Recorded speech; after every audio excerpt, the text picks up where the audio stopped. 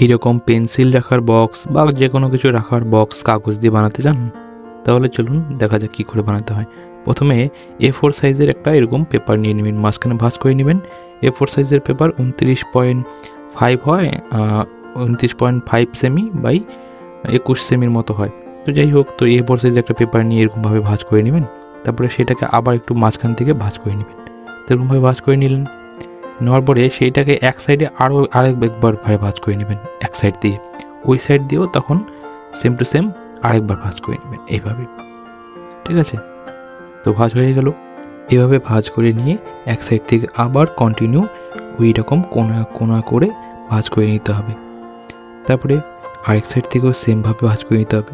এটা জাস্ট তখন ফোল্ড করতে সুবিধা, মানে এই ফোল্ডটা যদি করে রাখো, ভাঁজটা করে রাখো, পরবর্তীকালে সেটাকে লাগাতে, মানে সেটাকে এক জায়গায় আনতে সুবিধা হবে।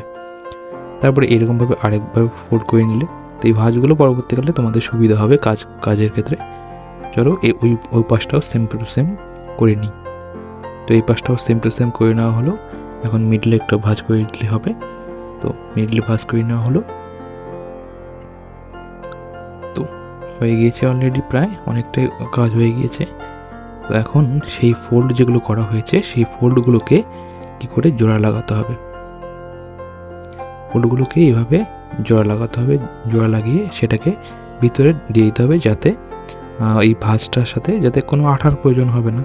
এর ফলে বেশ, তুমি ইচ্ছে করলে সেটাকে তুমি আঠা দিয়েও লাগাতে পারো, কিন্তু এটা আঠা ছাড়া অ্যাকচুয়ালি। তো সেরকমভাবে আঠা দিয়েও লাগাতে পারো, আঠা ছাড়াও করতে পারো।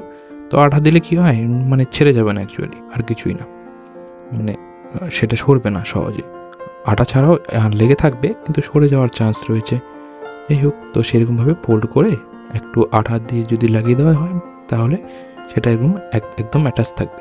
আর এই কাগজটা যদি তুমি একটু মোটা টাইপের নিয়ে থাকো তাহলে সুবিধা হয়, কারণ মোটা টাইপের কাগজ নিলে সেটা তোমার একদম বক্সটা একটু শক্তপোক্ত হবে। এরকমভাবে দুটো বক্স, একটা সাইজ একটু কম রাখবে আর একটা সাইজ অল্প একটু বেশি রাখবে। এর ফলে সাইজ কম মানে খুব, মানে অল্প একটু কম, যাতে একটার উপরে একটা লেগে যায়। তার উপরে এরকমভাবে একটা ফুল বানিয়ে, গোলাপ ফুলের মতো বানিয়ে সেখানে বসিয়ে দিবে, তাহলেই হয়ে গেল বক্স।